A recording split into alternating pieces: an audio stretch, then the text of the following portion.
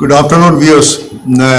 Second July ഇന്നിപ്പോൾ I T sector കുറേ ദിവസമായിട്ട് ഇങ്ങനെ ലഗാർഡ്സ് ആയിരുന്നു. പക്ഷേ ഇന്ന് I T sector except I T sector മറ്റുള്ള ഒരു സെക്ടറും വലിയൊരു മൂവ്മെൻ്റ് ഒന്നും ഞാൻ കാണുന്നില്ല.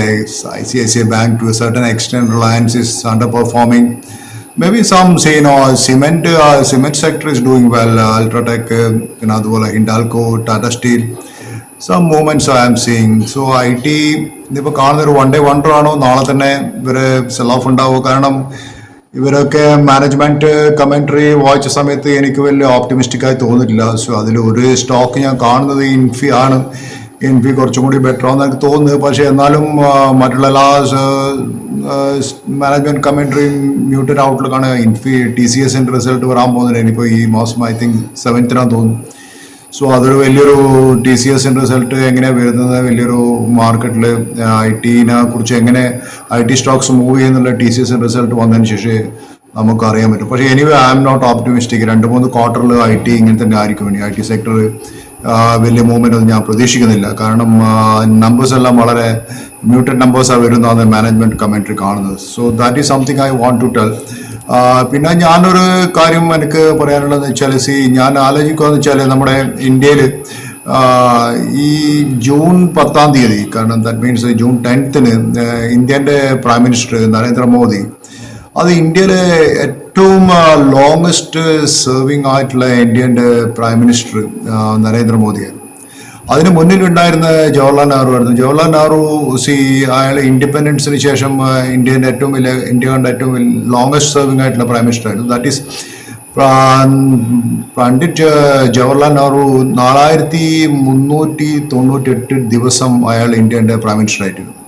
പക്ഷേ ആക്ച്വലി നമ്പേഴ്സ് എടുക്കുക വെച്ചാൽ ഇന്ദിരാഗാന്ധി ആയിരുന്നു പിന്നെ ലോങ്സ്റ്റ് സെർവിങ്. പക്ഷേ എന്താ വെച്ചാൽ Indira Gandhi didn't serve continuously run ചെയ്തത് പിന്നെ ഇവർ രണ്ടായിരുന്നു, ജവഹർലാൽ നെഹ്റുവും അത് കഴിഞ്ഞ് വന്ന മോദി. പക്ഷെ മോദിയാണ് ഇപ്പം ഇന്ത്യയിലെ ഏറ്റവും ലോങ്സ്റ്റ് സെർവിങ്, അൺഡൗട്ട്ഫുള്ളി ലോങ്സ്റ്റ് സെർവിങ് ആയിട്ടുള്ള ഇന്ത്യൻ്റെ ഒരു പ്രൈം മിനിസ്റ്റർ ആയിരുന്നു. അതുമാത്രമല്ല ഇന്ത്യൻ്റെ 3 മോസ്റ്റ് ഇൻഫ്ലുവൻഷ്യൽ പോസ്റ്റ് ഇൻഡിപെൻഡൻസ് ലീഡേഴ്സിൽ മോദിയാണ് വരുന്നത്.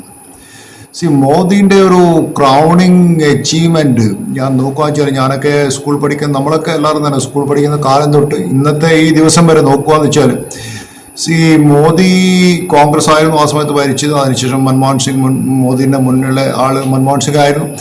പക്ഷേ മോദി വന്നതിന് ശേഷം ഞാൻ കണ്ടൊരു വലിയൊരു ചേഞ്ച് എന്ന് വെച്ചാൽ, ഞാൻ എല്ലാ പ്രൈം മിനിസ്റ്ററും അനലൈസ് ചെയ്യുമ്പോൾ മോദിനെ അനലൈസ് ചെയ്യുമ്പോൾ Manmohan Singh was also A very efficient, വളരെ ഇന്ത്യ കണ്ട ഏറ്റവും നല്ലൊരു പ്രൈം മിനിസ്റ്റർ ആയിരുന്നു എൻ്റെ അഭിപ്രായത്തിൽ. അതുപോലെ തന്നെ Modi is also one of the crowning glories achievement മോദിനെ ഞാൻ കാണുന്നത്. മോദി വന്നതിന് ശേഷമാണ് ഈ state of the art technological and physical infrastructure develop ചെയ്യാനുള്ള വലിയൊരു കാരണം. നമ്മളൊക്കെ സ്കൂൾ പഠിക്കുന്ന കാലത്തുള്ള റോഡ്സ് അല്ല ഇന്നുള്ള കുട്ടികൾ കാണുന്ന ഈ റോഡ്സ്, ഇന്ന് കാണുന്നുള്ള ഈ ബ്രിഡ്ജസ്, ഇതൊക്കെ വന്നത് കഴിഞ്ഞ ലാസ്റ്റ് 10 കൊല്ലത്തെ ഡെവലപ്മെൻറ്റ്. അതിന് മുന്നിൽ നമുക്കറിയാം ഇന്ത്യൻ റെയിൽവേൻ്റെ നമ്മളെ റെയിൽവേ സ്റ്റേഷൻ എടുത്താൽ മതി. നമ്മൾ കണ്ണൂരും തലശ്ശേരി അല്ലെങ്കിൽ കോഴിക്കോട് അല്ലെങ്കിൽ ഇങ്ങനെയുള്ള പല റെയിൽവേ സ്റ്റേഷനിൽ നോക്കിയാൽ മനസ്സിലാവും എന്തുമാത്രം ചേഞ്ചസ് ഈ ഗവൺമെൻറ് ഇവിടെ കൊണ്ടുവരും. അതൊക്കെ നമ്മൾ അപ്രീഷിയേറ്റ് ചെയ്യേണ്ട ഒരു സംഗതി തന്നെയാണ്. ഞാനതിൽ കുറ്റം പറയുന്നില്ല. കാരണം വെച്ചാൽ നമ്മുടെ ഇൻഫ്രാസ്ട്രക്ചർ ഡെവലപ്മെൻറ്റിൽ വളരെ വളരെ ശ്രദ്ധിച്ച ഒരു കാര്യം ഈ ലോജിസ്റ്റിക്സ്. ഇന്ന് നമ്മൾ കാണുന്ന ഈ ആമസോണൊക്കെ നമ്മൾ ഓർഡർ ചെയ്യുമ്പോൾ 4 ദിവസത്തിന് 5 ദിവസത്തിനുള്ളിൽ നമ്മളെ ഈ കുഗ്രാമങ്ങളിലൊക്കെ ഈ സാധനം ഡെലിവറി ചെയ്യേണ്ടിക്കില്ല. അതിന് റോഡ്സ് ലോജിസ്റ്റിക് സപ്പോർട്ട് വേണം. അതിനുള്ള റോഡ്സ് ആൻഡ് ലോജിസ്റ്റിക് സപ്പോർട്ട്സ് ഉള്ളതുകൊണ്ടാണ് നമുക്ക് ഈ സാധനങ്ങളൊക്കെ എടുക്കുന്നത്. പക്ഷേ ഇത് മിക്കവാറും ആൾക്കാർക്ക് അറിയില്ല. സോ അത് വലിയൊരു ചേഞ്ച്. ഈ ഇൻഫ്രാസ്ട്രക്ചർ ചേഞ്ച് വന്ന സമയത്ത്, ഇത്ര വലിയൊരു ചേഞ്ചസ് ഇന്ത്യയിൽ ഇൻഫ്രാസ്ട്രക്ചർ വന്ന സമയത്ത്, ഏകദേശം അത് ഇവിടെ എക്കണോമിസ്റ്റുകൾ പറയുന്നതാണ്, ഏകദേശം 1.4 ബില്യൺ ജനങ്ങളെ ജീവിതം മാറ്റിമറിച്ചു എന്ന് പറയും.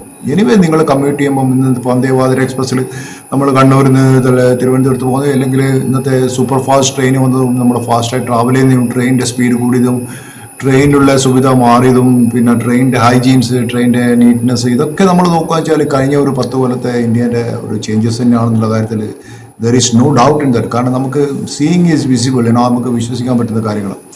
സോ മോദി പ്രൈം മിനിസ്റ്റർ ആണെന്ന് വെച്ചാൽ ഇറ്റ് ഈസ് ഇൻ 2014. 2014 ഇയാൾ പ്രൈം മിനിസ്റ്റർ ആ സമയത്ത് നിങ്ങൾ ആലോചിച്ചിട്ടുണ്ടോ? അന്നൊക്കെ നമ്മളൊക്കെ ചെറുപ്പകാലത്ത് ഒരു ബാങ്കിൽ ഒരു അക്കൗണ്ട് തുടങ്ങാൻ ആയിരിക്കും പറ്റില്ലായിരുന്നു. ബാങ്കിൽ അക്കൗണ്ട് എനിക്കൊക്കെ ഓർമ്മയുണ്ട്. നമ്മൾ ബാങ്കിൽ പോയി കഴിഞ്ഞാൽ അന്ന് ഓൺലി ബിസിനസ് ക്ലാസ് റിച്ച് പീപ്പിളിൽ മാത്രമേ ബാങ്കിൽ പോയി അവർ റെസ്പെക്റ്റീവ് ബാങ്കിൻ്റെ ഡോറാണ് തുറക്കുകയുള്ളൂ. ആക്ച്വലി ബാങ്ക് ഉണ്ടാക്കിയ റിച്ച് പീപ്പിളിൻ്റെ പൈസ കീപ്പ് ചെയ്യാനാണ്, അല്ലാണ്ട് പുവർ പീപ്പിളിന് വേണ്ടിയിട്ടല്ല. അന്ന് പുവർ പീപ്പിളിന് ഒരിക്കലും ബാങ്കിങ് ആക്സസ് ചെയ്യാൻ പറ്റിയെന്നില്ല. എത്രയോ ആൾക്കാർക്ക് പിന്നെ Dev excluded from the formal banking സെക്ടറിൽ ഇന്ത്യയിൽ ഉണ്ടായിരുന്നില്ല. എൻ്റെ ചെറുപ്പകാലത്ത് എനിക്ക് ഓർമ്മയുണ്ട്, നമുക്കൊന്നും ബാങ്കിൽ അക്കൗണ്ട് തുടങ്ങാൻ പറ്റുകയില്ലായിരുന്നു. It is impossible. അങ്ങനെ ഒരു ബാങ്ക് അക്കൗണ്ട് ഉണ്ടോ എന്നുള്ള ഒരു വലിയ ആൾക്കാർക്ക് അന്ന് ബാങ്ക് അക്കൗണ്ട് ഉണ്ടായിരുന്നു. ഇത് മോദി വന്നതിന് ശേഷമായിരുന്നു ഈ എല്ലാവർക്കും ബാങ്ക് അക്കൗണ്ട് സീറോ ബാലൻസിൽ ബാങ്ക് അക്കൗണ്ട് സ്റ്റാർട്ട് ചെയ്യാന്നില്ല. അതിൻ്റെ പേര് നിനക്കൊന്ന് ജൻധൻ യോജന എന്ന് പറഞ്ഞ ഒരു സ്കീം ആ സമയത്ത് വന്നിട്ട് എല്ലാവർക്കും സീറോ അക്കൗണ്ട് ഉള്ളവർക്ക് ഇന്ന് ബാങ്കിൽ അക്കൗണ്ട് തുടങ്ങാറുണ്ട്. അതിനുള്ള വലിയൊരു കാര്യം വെച്ചാൽ ഇത് കറപ്ഷൻ ഇല്ലാണ്ടാക്കി. കറപ്ഷൻ ഇല്ലാണ്ട് വെച്ചാൽ there is no space for corruption and leakage of money. കാരണം അത് ഡയറക്റ്റ് ബെനിഫിറ്റ് ട്രാൻസ്ഫർ DBT എന്ന് പറയും. നിങ്ങൾക്ക് എല്ലാ ബെനിഫിറ്റും ബാങ്കിൽ ഡയറക്റ്റ് നിങ്ങളെ കയ്യിൽ കിട്ടുന്നുണ്ടായിരുന്നു. പണ്ട് കാലത്ത് ഇതൊന്നും ആർക്കും കിട്ടിയിട്ടുണ്ടായിരുന്നില്ല. ഈ ബെനിഫിറ്റ് ഒന്നും ഒരാൾക്കും കിട്ടിയിട്ടുണ്ടായിരുന്നില്ല. ഇപ്പോൾ ഈ bank account Aadhaar link, biometric identity, phone number ഇതൊക്കെ ലിങ്ക് ചെയ്യുന്ന സമയത്ത് ഒരു തരത്തിലുള്ള കറപ്ഷനും ചെയ്യാൻ പറ്റില്ല. നിങ്ങൾ you get the direct benefit from the government. എന്തൊക്കെ ബെനിഫിറ്റ് ഉണ്ടെന്ന് എല്ലാവർക്കും അറിയാൻ പറ്റുന്നു. സോ ഇതൊക്കെ ഈ ഒരു വലിയൊരു ഗുണം. അതുപോലെ unified payment UPI unified payment interface UPI വന്ന ശേഷം ഇന്ന് എല്ലാവരും നോക്ക്, it enable every one. Road സൈഡിൽ ബാജി വെക്കുന്നോ മീൻ വെക്കുന്നോ അല്ല എന്താ പറയുക, എവ്രിവെയർ നിങ്ങൾ എല്ലാവരും ഫോണിലാണ് പേ ചെയ്യുന്നത്. സീറോ ട്രാൻസാക്ഷൻ ഫീനോ അതൊക്കെ ഒരു നമ്മളൊക്കെ സ്കൂൾ പഠിക്കുന്ന സമയത്ത് ഉണ്ടായിരുന്നു. ഒരു 10 കൊല്ലം ഉണ്ടായിരുന്നു അതൊക്കെ. നമ്മളൊക്കെ എല്ലാവരും ക്യാഷ് കൊടുത്തിട്ട് ബാങ്കിൽ ഇന്ന് ട്രെയിനിൽ പോയപ്പോൾ ഈ പോക്കറ്റ് അടിക്കുമ്പോൾ എല്ലാം ഹാർഡ് ക്യാഷ് എടുത്ത് പോയ സമയം ഉണ്ടായിരുന്നു. ഇന്ന് ആരെയും ഹാർഡ് ക്യാഷ് എടുത്ത് പോകുന്നത്? ഇന്നാളത്തിന് ഞാൻ കിട്ടി ജർമ്മനിയുടെ പ്രൈം മിനിസ്റ്റർ തന്നെ ഇന്ത്യയിൽ വന്നിട്ട് അത്ഭുതപ്പെട്ടു. കാരണം ജർമ്മനിയിൽ പോലും ഇത്ര അധികം ആൾക്കാർ ഇങ്ങനെ ഒരു UPI ഇല്ല. എല്ലാവരും ക്യാഷായി യൂസ് ചെയ്യുന്ന അവിടെ എന്ന് പറയുന്നത്. സോ ദാറ്റ് ഈസ് സംതിങ് ഈ ഡയറക്റ്റ് ബെനിഫിറ്റ് ട്രാൻസ്ഫർ ചെയ്യാൻ പറ്റിയതും സബ്സിഡീസ് ഇങ്ങനെയുള്ള കാര്യങ്ങൾക്കൊക്കെ ബാങ്കിൽ അക്കൗണ്ടിൽ ഡയറക്റ്റായിട്ട് വരുന്നതും അത് ഏകദേശം അത് പിന്നെ എക്കണോമിസ്റ്റുകൾ പറയുന്ന വേറൊരു കാര്യം എന്ന് വെച്ചാൽ ഈ ഡയറക്റ്റ് ബെനിഫിറ്റ് ട്രാൻസ്ഫർ വന്നതുകൊണ്ട് ഏകദേശം 250 മില്യൺ ഇന്ത്യയിലെ ആൾക്കാർ ഔട്ട് ഓഫ് പോവർട്ടി. ഇന്ന് ഇന്ത്യയിൽ പോവർട്ടി വളരെ കുറവാണ്. കാരണം നമ്മളൊക്കെ പണ്ടൊക്കെ കണ്ടതെന്ന് വെച്ചാൽ റേഷൻ ഷോപ്പിൽ ക്ലോത്ത് വരെ ഡിസ്ട്രിബ്യൂട്ട് ചെയ്യേണ്ട സമയം ഉണ്ടായിരുന്നു. അത് ഇന്ദിരാഗാന്ധി സമയത്ത് എനിക്ക് തോന്നുന്നു.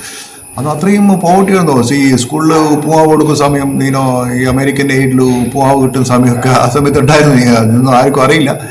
സോ മോദിൻ്റെ ഈ ഒരു something like war like sense of addressing the urgency of this problem and ഇങ്ങനെയുള്ള highways, airport, high speed railway network, നമ്മളെ ഈ വിഴിഞ്ഞം, പോട്ടാലിശ്ശേരി അല്ലെങ്കിൽ പിന്നെ വേറൊരു പ്രധാനപ്പെട്ട കാര്യം ഞാൻ കാണുന്നത് ഡിഫൻസിൽ എന്ന് വെച്ചാൽ പണ്ട് കാലത്ത് ഇന്ത്യൻ്റെ മൊട്ടസൂചി തൊട്ടിട്ട് എന്താ പറയുക ബുള്ളറ്റ് വരെ ഫോറിൻ നിന്ന് ഇമ്പോർട്ട് ചെയ്യുന്ന ഒരു കൺട്രി ആയിരുന്നു ഇന്ത്യ.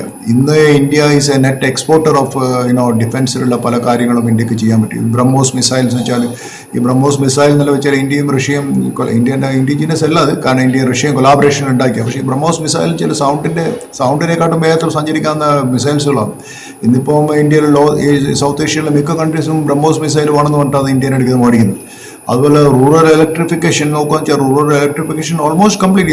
ഇന്ത്യയിൽ എല്ലാ വില്ലേജസും ഇലക്ട്രിസിറ്റി ഉണ്ട്. ഇലക്ട്രിസിറ്റി ഇല്ലാത്ത വില്ലേജസ് ഇല്ല. അതുപോലെ ഈ ഡ്രിങ്കിങ് വാട്ടർ ഇതെല്ലാം എത്രയോ ആൾക്കാർക്ക് എൻ്റെ ബെനിഫിറ്റ് 100 മില്യൺ റൂറൽ ഹോംസ് ഈ ഡ്രിങ്കിങ് വാട്ടർ ഫെസിലിറ്റി കിട്ടി. പണ്ട് കാലത്ത് ആലോചിച്ചുകൊണ്ട് ഇന്ത്യയിലെ കേരളം വിട്ടു കഴിഞ്ഞാൽ മിക്കവാറും വീടുകളൊന്നും കിണറുണ്ടായിരുന്നില്ല. എല്ലാവർക്കും ഒരു കമ്മ്യൂണിറ്റി വെൽ എന്ന് പറഞ്ഞിട്ടുണ്ടായിരുന്നു. നിങ്ങൾ UP-ലോ ബീഹാറിലോ മഹാരാഷ്ട്ര ഇന്റീരിയർ ഡിസ്ട്രിക്റ്റിലോ പോകുന്ന വെച്ചാൽ ഒരു കമ്മ്യൂണിറ്റിക്ക് ഒരു വെല്ലായിരുന്നുണ്ടായിരുന്നു. ആ കമ്മ്യൂണിറ്റി മാത്രമേ ആ കിണറ്റിൽ നിന്ന് വെള്ളം എടുക്കാൻ പാടുള്ളൂ. വേറൊരു കമ്മ്യൂണിറ്റി വന്നിട്ട് ആ കിണറ്റിൽ നിന്ന് വെള്ളം എടുത്താൽ അവർ അടിച്ചു കൊണ്ടാവും. അത്രമാത്രം അങ്ങനെയായിരുന്നു ഇന്ത്യയിലുള്ള system.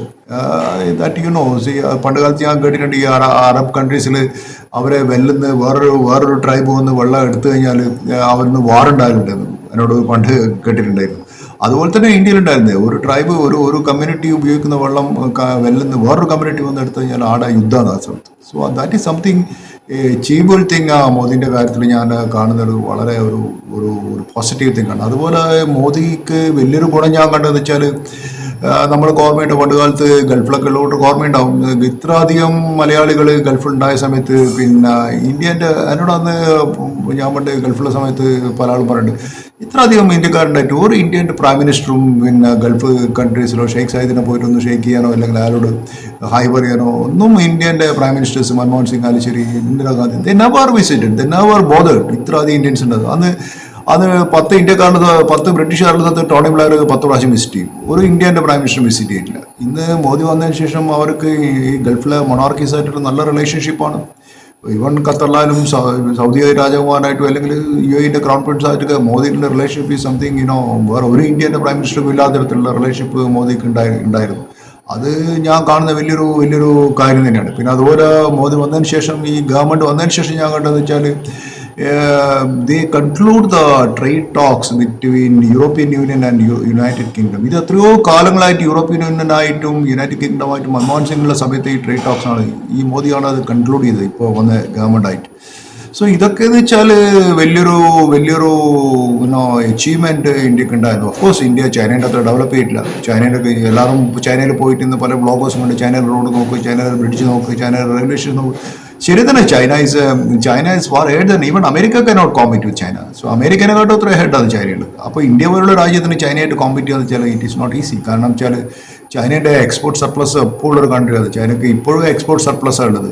And China is well planned and well ahead also. So that is true. But India has to catch up. And India is the only country you can ഇന്ത്യക്ക്, അത് അമേരിക്കക്ക് ഒരു India is only country they can compete with China in the today's world. ചൈനക്ക് അറിയാവുന്ന കാര്യം. So that is something you cannot compare. പക്ഷേ ഞാൻ കാണുന്ന വെച്ചാൽ ഇപ്പോൾ ഈ ഇറാൻ്റെ വാറിലെന്ന് വെച്ചാൽ ഇൻസ്റ്റെഡ് ഓഫ് ഗിവിങ് ആസിഫ് മുനീറിന് ഈസ് ദ പേഴ്സൺ, ട്രംപിനെക്കാട്ടും വലിയൊരു റോൾ അവിടെ ഞാനാണ് വഹിച്ചതെന്നിട്ട് അയാൾ വന്നിട്ട് മീഡിയേറ്റർ ആയിരുന്നു. പക്ഷേ ഇന്ത്യ കൂടെ ബീൻ ഈസിലി ഒരു ഡിപ്ലോമാറ്റിക് ടൈസ് ഇറാനായിട്ട് ഇന്ത്യക്ക് ഉണ്ടാക്കായിരുന്നു. That is something I see. Maybe ഇന്ത്യക്ക് ഇസ്രയേലായിട്ടുള്ള കൂടുതൽ അടുപ്പം കാരണം ഇസ്രയേലിൻ്റെ മിലിറ്ററി ഇൻ്റലിജൻസ് ഒക്കെ ഇന്ത്യയിൽ കിട്ടുന്നതുകൊണ്ടും, പിന്നെ ഇറാൻ പാകിസ്ഥാന് ഡയറക്ട്ലി ഇന്ത്യ അറ്റാക്ക് ചെയ്യപ്പോൾ ഇറാൻ സപ്പോർട്ടഡ് പാകിസ്ഥാൻ. സോ ഇതൊക്കെ അതിൻ്റെ അകത്ത് അണ്ടർലൈങ് ഫാക്ടേഴ്സ് ആണ്.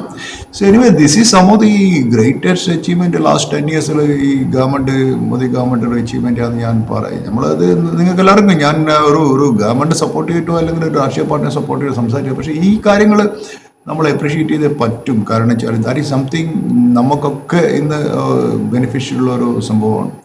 So that's what I want to tell today. So thank you. So I have a humble request. Please subscribe my channel. It doesn't cost you anything. So for me, it is a great thing.